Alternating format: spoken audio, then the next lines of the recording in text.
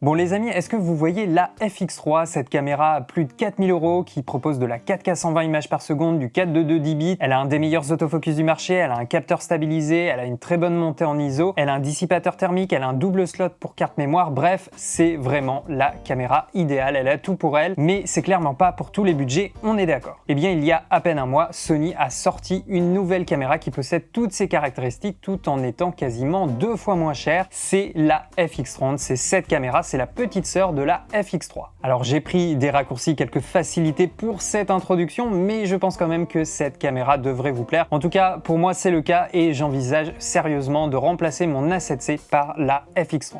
Alors avant de commencer ce test, pour être le plus transparent avec vous, je précise que Sony m'a envoyé cette caméra, mais c'est du prêt, je ne suis pas payé, ce n'est pas une sponsorisation, je vous donne simplement mon avis et mon retour d'expérience dans cette vidéo. Alors on va commencer par parler du capteur. Si cette caméra n'est pas dans la même gamme de prix que la FX3, c'est évidemment parce qu'elle ne partage pas le même capteur. La FX3, on a un capteur plein format, pour la FX30, on a un capteur APS-C ou encore qu'on appelle Super 35. Donc là, on a un capteur CMOS Exmor R rétro-éclairé. Il utilise le processeur Bion Z XR, c'est le même processeur que la FX3, la FX6 et que les derniers appareils photo hybrides plein format comme l'A7 IV ou encore l'A7S III. C'est censé offrir des gradations plus naturelles, une reproduction plus réaliste des couleurs ainsi qu'un faible bruit. Donc comme beaucoup de boîtiers aujourd'hui, la FX30 suréchantillonne sa 4K à partir de son capteur 6K. Je vous montre des images, je vous laisse juger par vous-même.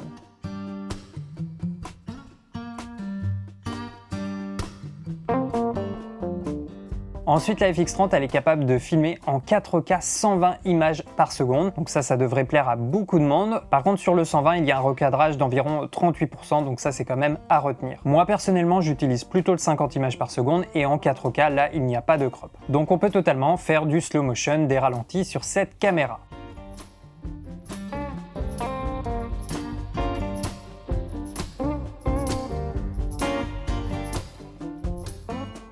Et puis chose à savoir, l'autofocus continu est maintenu même à haute cadence, donc à 120 images par seconde. On a le même autofocus tout aussi performant avec la détection du visage et des yeux. D'ailleurs, j'enchaîne sur la mise au point automatique. On est sur un autofocus à détection de phase et de contraste avec 495 points en vidéo et 759 en photo. C'est un peu moins en vidéo par rapport à la FX3, mais ça reste quand même un très bon autofocus. Donc voilà un premier test au niveau de l'autofocus. Là je suis en 4K S-Log3, donc avec la FX30 je suis avec le 24 mm f1.4 GM de chez Sony au niveau de l'objectif. Tu vois qu'on est à plus 5 en vitesse, plus 5 en réactivité. En vitesse ça peut monter jusqu'à 7, donc on n'est même pas à fond. Et tu peux voir que ça fonctionne hyper bien. Là on a la détection de l'œil qui ne lâche pas. Quand le sujet est un peu trop éloigné de la caméra, il passe sur la détection de visage, mais sinon on a la détection de l'œil. Et là, très honnêtement, tu vois, c'est vraiment pour moi un des meilleurs autofocus du marché sur un capteur APS-C. Donc j'ai refait un autre test toujours dans le même genre pour tester un petit peu les bords de l'image, haut et bas, gauche-droite, voir comment fonctionne la détection. Tu peux voir que ça lâche pas, c'est vraiment très précis. Ça suit l'œil, ça reconnaît le visage s'il perd l'œil, donc il n'y a pas de souci. Ça va sur l'arrière-plan, ça revient sur le visage très rapidement. Donc voilà, aucun problème au niveau de cet autofocus et pour moi c'est vraiment une des forces principales de cette caméra.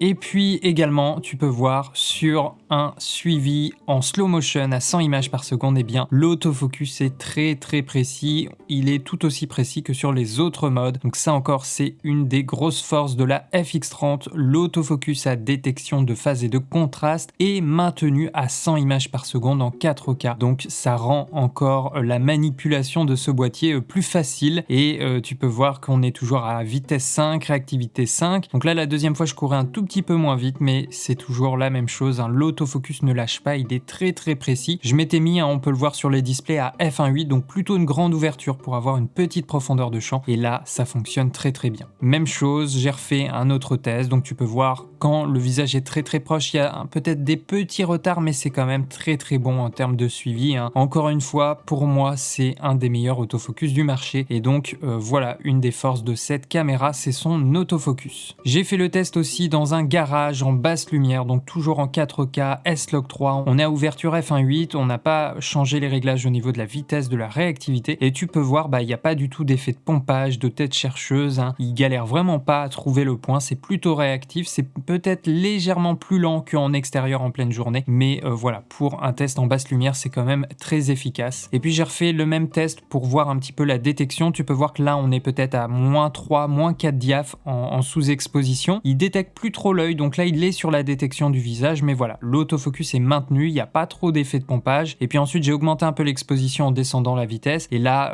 peut-être, on doit être à -3 diaph, je pense. Et là, la détection de l'œil s'est remise à fonctionner. Donc voilà, plutôt performant, même en basse lumière au niveau de l'autofocus. On a évidemment la détection du visage et des yeux en vidéo, avec le choix entre la détection des humains, des oiseaux et des animaux. Ensuite, la FX30 propose également une option de compensation du focus breathing. Donc ça, c'est très pratique, c'est intéressant de l'avoir en vidéo. Ensuite, au niveau des profils d'image, on a du choix. Il y a le fameux S-Cineton, pour ceux qui veulent monter rapidement leur projet sans faire trop d'étalonnage.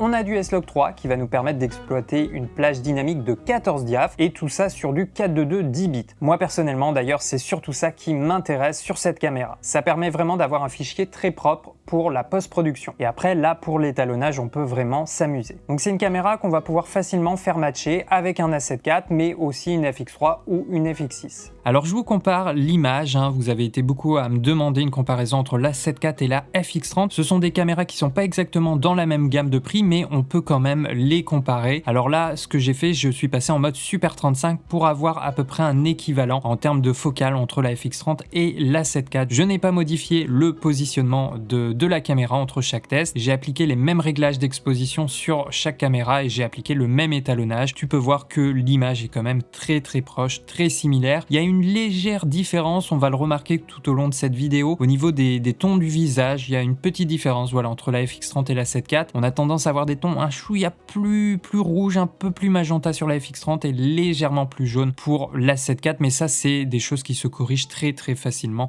en étalonnage. Donc voilà encore une autre comparaison en extérieur. Alors là je suis pas passé sur le mode Super 35 au niveau de l'A7 IV, j'ai tout simplement avancé la caméra ou modifié légèrement la focale pour faire matcher par rapport à l'angle de prise de vue de la FX30 et tu peux voir encore une fois l'image est très proche. Alors là on remarque bien la différence au niveau de la profondeur de champ, elle est un peu plus fine, on a un peu plus de flou d'arrière-plan sur le capteur plein format, ça on le sait, c'est connu, mais autrement en termes d'image, en termes de définition au niveau de la 4K, elles sont très similaires et tu peux voir que la FX30 se débrouille plutôt bien, il y a quand même environ 600 € de différence entre les deux caméras. J'ai refait un autre test, alors là j'ai filmé en même temps, c'est pour ça qu'il y a un petit décalage au niveau des points de vue. J'avais la FX30 sur l'A7 IV, j'ai filmé en 4K en S-Log 3 et encore une fois pour moi la qualité d'image est très bonne sur les deux caméras. On note toujours cette légère différence au niveau de la colorimétrie, c'est assez léger et autrement au niveau du piqué, du détail de la 4K, c'est très proche, c'est très similaire. Ensuite j'ai fait un test au niveau du rolling shutter, donc là c'est pas évident à voir, j'ai eu l'impression que le rolling shutter était un peu plus présent sur l'A7 IV, sur son capteur plein format, mais dans tous les cas il est assez proche entre ces deux caméras. On a un rolling shutter qui est, on va dire, moyennement marqué, voilà, on a vu pire et on a vu aussi beaucoup mieux. Donc là voilà, c'est la même chose, je trouve que l'A7 IV, son rolling shutter est un peu plus marqué que la FX30, donc ça c'est plutôt positif pour la FX30, mais voilà, de manière générale ils sont quand même assez proches l'un de l'autre, ça dépend un petit peu du moment sur lequel j'arrête l'image, mais de manière générale voilà, celui de l'A7 IV est un peu plus marqué que celui de la FX30. Et puis j'ai refait le même test avec le bâton, je trouve que c'est bien aussi pour tester le rolling shutter. Et encore une fois, on peut voir que le bâton est un peu plus courbé sur l'A7 IV, donc voilà, un rolling shutter un peu plus marqué. Le rolling shutter a tendance à diminuer quand on va diminuer la résolution. Donc là, on est en 4K, j'ai fait des tests en 4K, j'ai vraiment appliqué les mêmes réglages à la fois sur le boîtier et en étalonnage sur les deux caméras. Donc pour résumer, il y a un petit peu de rolling shutter sur la FX30, mais ça ne devrait pas trop gêner la prise de vue. Au niveau des ISO, c'est un sujet important pour une caméra. Là, on a un système à double base ISO. Donc pour le S-Log 3, on a une première base à 800 ISO et on a une deuxième base à 2500 ISO. Et c'est là une des principales différences avec la FX3 parce que sa première base est à 800 mais sa deuxième base est à 12800 ISO. Moi personnellement, je trouve que c'est plus facile d'utiliser une base à 2500 que 12800 parce que là, l'écart est très important. Donc on est obligé de compenser l'exposition avec des filtres ND, un ND variable. Au niveau des ISO, vous êtes plusieurs à me l'avoir demandé, j'ai fait une comparaison directement entre la FX30 et la 7 IV, donc j'ai appliqué les mêmes réglages à la prise de vue et j'ai appliqué le même étalonnage. Donc au début on voit pas trop la différence, 800 ISO, 1250 ISO, voilà, les deux images sont assez proches, on peut noter quand même que ça a tendance à bruiter un petit peu plus sur la FX30 par rapport à la 7 IV, c'est normal en raison de la taille de leur capteur et aussi de la taille de leurs pixels. Donc à 2000 ISO, voilà, ça commence à bruiter un peu plus sur la FX30. On va dire jusqu'à 2500, c'est relativement assez proche. En tout cas, même s'il y a un peu plus de bruit sur la FX30, ce bruit, il n'est pas trop gênant. Il peut encore être retouché. Il n'y a pas l'air d'avoir non plus trop de bruit de chrominance et ça n'a pas l'air de trop dégrader l'image au niveau de la colorimétrie et c'est ça le plus important. Tu peux voir jusqu'à 4000 ISO, même s'il y a plus de bruit sur la FX30, pour moi, ça fonctionne toujours bien. À partir de 5000, le contraste commence légèrement à se modifier, les couleurs peut-être se désaturent légèrement. Donc moi j'aurais tendance à donner comme limite peut-être 5000, allez 6400 pour la FX30. Après, à partir de 8000, 10 000, 12 800, là, j'aurais tendance de ne pas recommander ces valeurs d'ISO. De manière générale, essayez de rester sur la base ISO. Tu peux voir là, 10 000 ISO, ça bruite quand même un peu plus. Donc voilà, pour résumer, la 7 IV a une meilleure montée en ISO, une meilleure gestion du bruit, mais ça reste un bruit pas trop gênant, pas trop visible pour la FX30. De manière générale, moi, je vous recommanderais de ne pas dépasser 6400 sur la FX30 et de plutôt privilégier les bases ISO, donc 800 et 2500 pour le S-Log 3. D'ailleurs maintenant il y a 3 nouveaux modes de prise log, on a le choix entre le Flexib ISO, le Ciné EI rapide et le Ciné EI tout court. Il faut savoir qu'ils ont enlevé le S-Log 3 du menu habituel où on a toute notre liste de profils d'images. Maintenant il est vraiment à part et en plus on a le choix entre ces différents modes. Donc l'ISO flexible, c'est un mode où l'ISO est géré de manière automatique. Donc ça peut être utile notamment pour des changements d'exposition importants dans une scène. J'ai l'impression que c'est un peu la même chose que le mode ISO automatique qu'on avait avant sur les boîtiers. Le Ciné EI, lui, c'est un mode qui existe depuis longtemps, qu'on retrouve essentiellement sur des caméras cinéma haut de gamme. Et en fait, c'est un mode où la valeur ISO va être bloquée. Et l'ISO n'est pas bloqué à n'importe quelle valeur, on va être bloqué sur la base ISO. Donc soit à la base 800, soit la base à 2500 ISO. Pourquoi? Eh bien tout simplement parce que c'est à une de ces deux valeurs que la caméra va délivrer la meilleure qualité d'image, la meilleure reproduction des couleurs et le meilleur ratio en termes de plage dynamique. Donc ça c'est quand même très important, généralement on essaye d'avoir la meilleure image à la prise de vue. Donc la valeur est verrouillée, on ne va plus pouvoir modifier les ISO manuellement. Donc ça c'est généralement plutôt quelque chose qu'on va utiliser dans un environnement contrôlé, un environnement où on peut contrôler soit la puissance des sources lumineuses ou alors on va pouvoir contrôler l'exposition avec par exemple des filtres ND. Et en fait c'est pas la seule chose parce qu'il y a un autre réglage qu'on va pouvoir modifier, c'est ce qu'on appelle l'index d'exposition. Ça va agir un peu comme la valeur ISO, on a l'impression que ça modifie l'exposition de notre image, sauf que ça modifie uniquement, entre guillemets, l'écran LCD, uniquement notre image de monitoring, de prévisualisation. Ça va pas modifier le fichier qui est enregistré, la caméra prendra toujours la base ISO qui aura été déterminée. Là, l'intérêt d'utiliser l'index d'exposition, c'est que ça permet un peu de calibrer, de corriger l'exposition pour le retour vidéo. Donc au moins pour le tournage, on a notre image qui est correctement exposé à la prise de vue, mais sur le fichier, on aura bien utilisé la base ISO. Alors il faut savoir que l'indice d'exposition, c'est quelque chose qu'on peut retrouver dans les métadonnées, et ça on peut l'exploiter, le retrouver dans le logiciel Catalyst Browns. Ça nous permet de retrouver exactement le rendu qu'on avait sur le tournage et même avec la lutte de prévisualisation. Moi personnellement, j'utilise pas trop ce logiciel, DaVinci Resolve me suffit amplement. D'ailleurs, si Sony vous proposait un jour la même chose au niveau des métadonnées pour Resolve, ça serait super. Et puis ensuite, on a le Ciné EI Quick, rapide. Donc là, c'est exactement la même chose, sauf que la base ISO va être déterminée automatiquement en fonction de la valeur de votre indice d'exposition. Donc si on a un indice d'exposition un peu faible, on sera plutôt sur la base 800, et si on est sur un indice d'exposition élevé, on sera sur la base ISO 2500. Bref, si jamais vous n'avez rien compris à ce que je viens d'expliquer, Sony a sorti une vidéo qui dure environ 20 minutes, alors c'est en anglais, mais il explique et montre vraiment des exemples pour vous résumer ces 3 modes.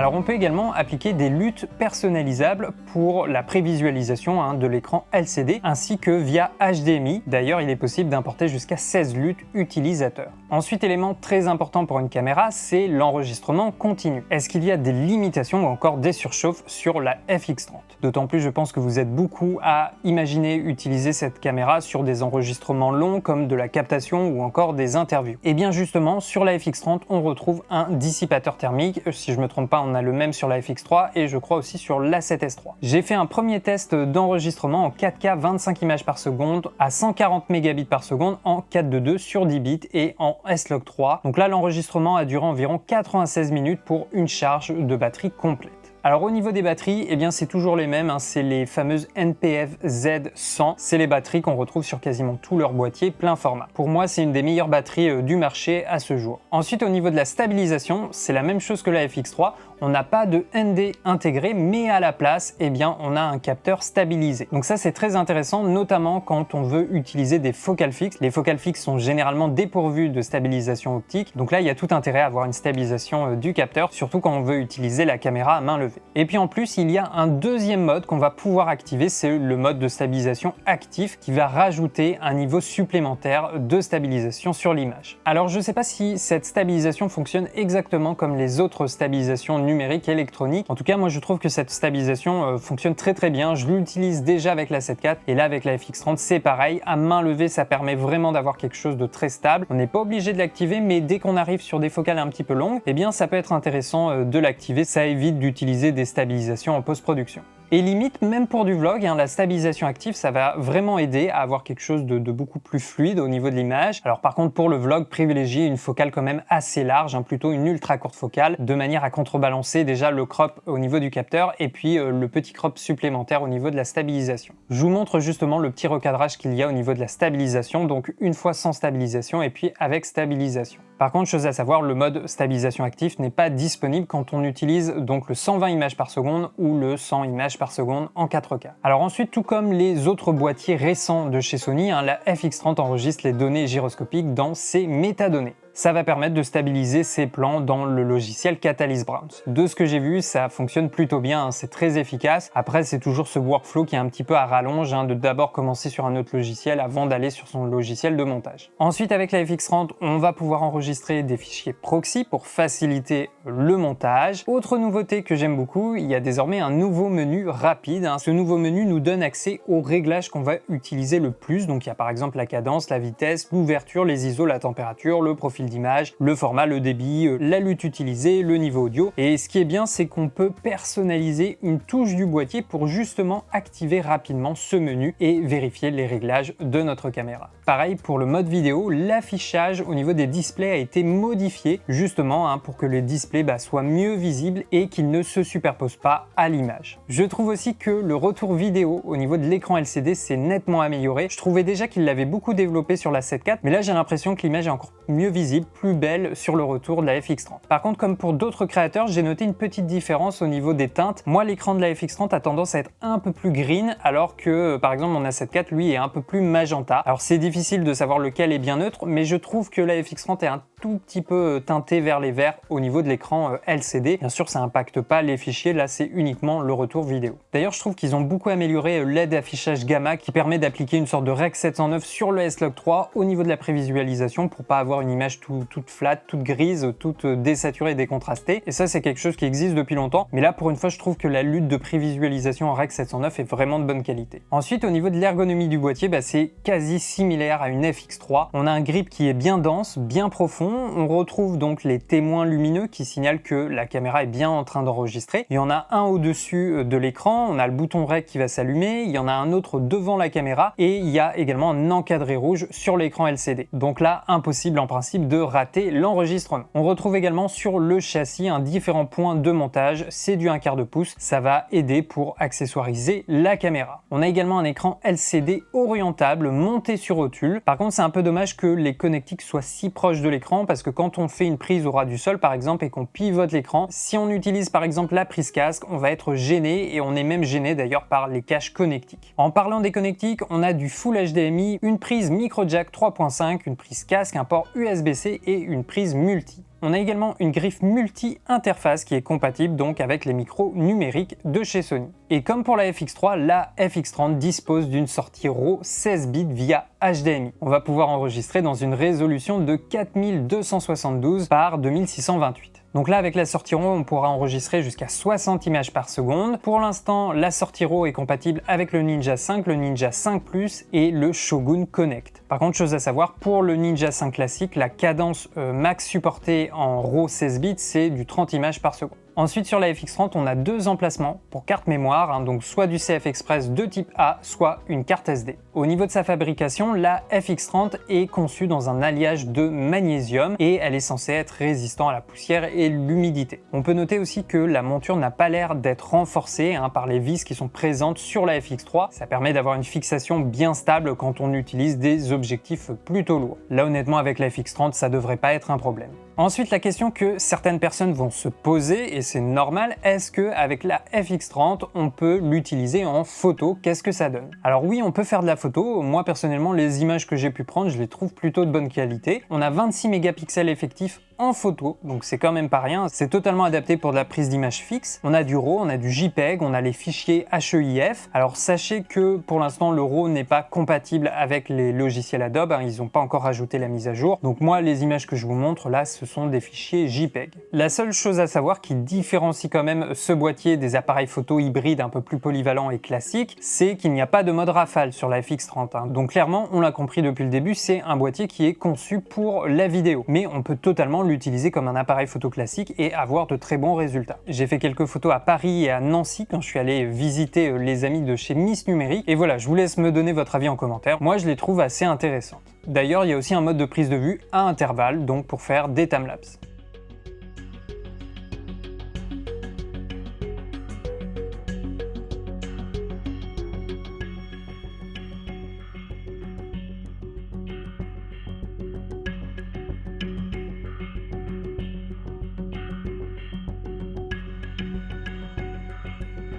Et puis enfin, au niveau du prix, combien coûte cette caméra? Eh bien, aujourd'hui, on la trouve aux alentours de 2299 €. C'était le prix, si je me souviens bien, de l'A7 III à sa sortie. Donc ça, c'est le prix du boîtier nu. Et ça, c'est sympa parce qu'ils ont séparé la poignée si vous voulez acheter uniquement le boîtier nu. Le pack avec la poignée et le boîtier, c'est 2799 €. Donc on est d'accord, c'est une certaine somme, mais à ne pas oublier, on est dans la gamme cinéma. Alors là, on arrive du coup sur l'entrée de gamme cinéma qui correspond à peu près à un milieu de gamme, on va dire classique, d'appareils photo hybride. Et en plus, on a quasiment globalement toutes les caractéristiques de la FX3 tout en étant 2 fois moins cher. Évidemment, on est sur un capteur plus petit. D'ailleurs, là, on est quasiment au même prix qu'un GH6 ou encore peut-être qu'une 6K Pro, même si le workflow est un petit peu différent. Donc après, c'est à vous aussi d'étudier un peu les différentes possibilités, les différentes références sur le marché dans cette gamme de prix. Moi, personnellement, je trouve que là, le produit est très intéressant. Alors pour conclure, je vous ai demandé justement sur Instagram si vous aviez une FX30 entre les mains, quel usage en feriez-vous? Et là, ça fait plaisir, j'ai eu vraiment beaucoup de réponses. J'ai l'impression qu'on est beaucoup à être intéressé par cette caméra. Donc j'ai eu quelques réponses pour du vlog. Effectivement, on pourrait totalement l'utiliser pour du vlog. Ça reste un boîtier quand même assez compact, qui est pas trop lourd. On aura une très belle qualité d'image pour du vlog. On a un autofocus très réactif, donc ça c'est vraiment des aides en plus. Par contre, pensez à prendre une ultra courte focale, par exemple un 10-20 mm f4, celui qui vient de sortir pour justement les capteurs APS-C. Comme ça, vous aurez une valeur de plan toujours suffisamment large pour du vlog.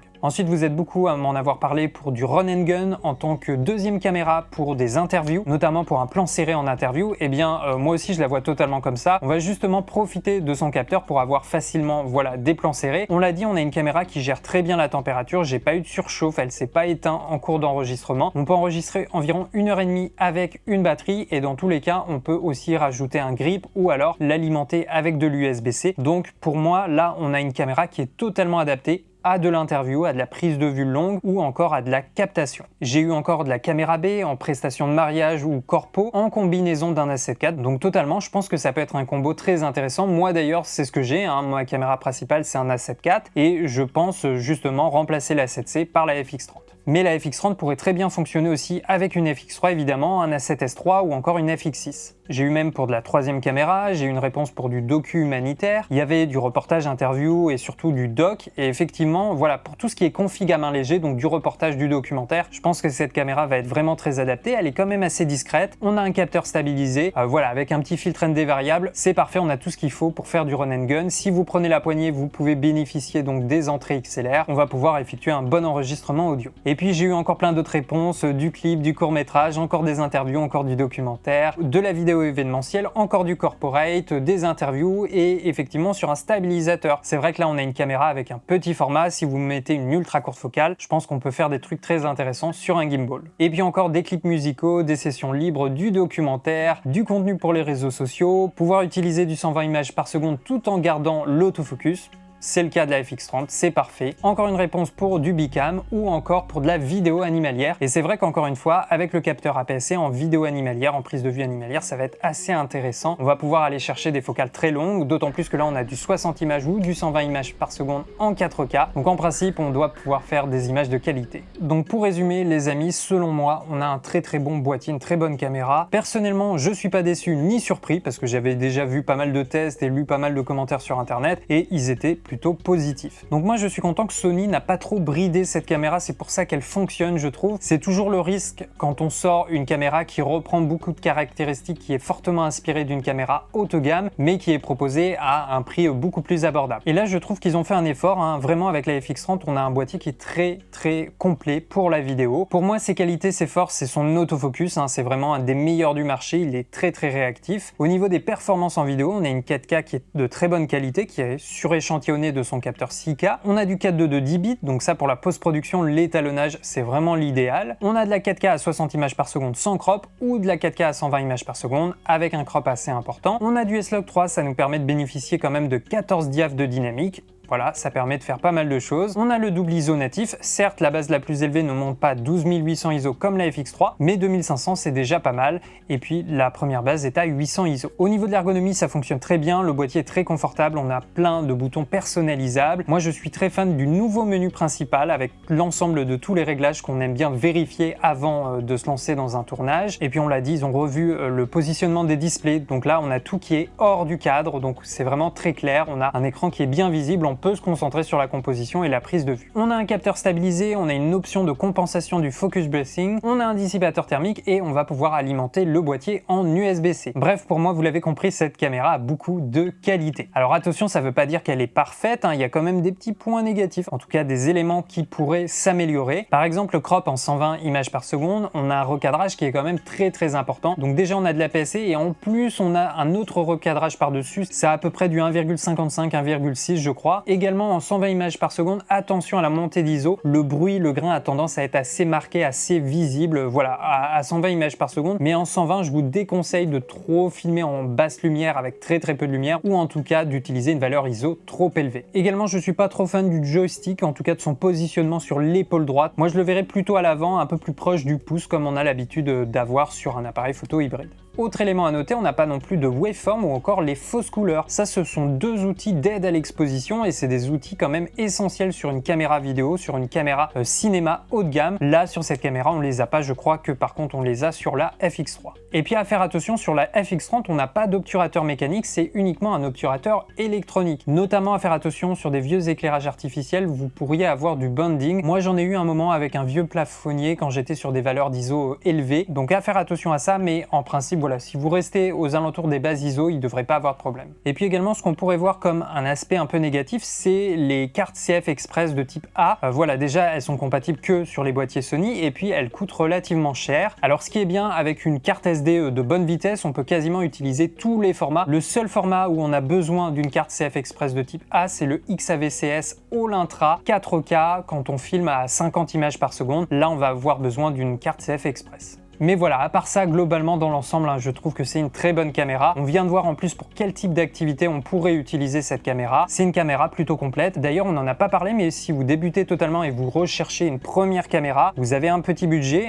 vous connaissez le prix de la caméra. Bien sûr que je vous la recommande pour du vlog, pour du YouTube, tout ce que vous voulez. Là, on a une caméra qu'on peut utiliser pour une activité professionnelle, donc tout ce qui relève du loisir, évidemment que ça va fonctionner également. Voilà les amis, j'espère que cette vidéo vous a plu, que vous êtes arrivés jusqu'au bout de ce test. Comme d'habitude, vous avez les liens en description de vidéo. Je rappelle que l'affiliation pour nous autres créateurs, c'est très important. En plus, moi, je mets que des liens chez Miss Numérique. Je suis allé les rencontrer il y a pas longtemps chez eux à Nancy. C'est vraiment une chouette entreprise avec un esprit de famille. Ils sont très réactifs, ils ont un service client, ça c'est très important. Vous pouvez les appeler si vous avez des doutes, des questions sur des produits. Et puis les expéditions se font le jour même si vous commandez avant 16h. D'ailleurs, la FX30 est actuellement en stock chez eux. Allez, j'attends vos retours dans les commentaires. Dites-moi qu'est-ce que vous avez pensé de ce produit. Est-ce que vous envisagez de l'acheter, de l'utiliser? En attendant, vous avez plein d'autres vidéos sur cette chaîne. On se dit à tout de suite.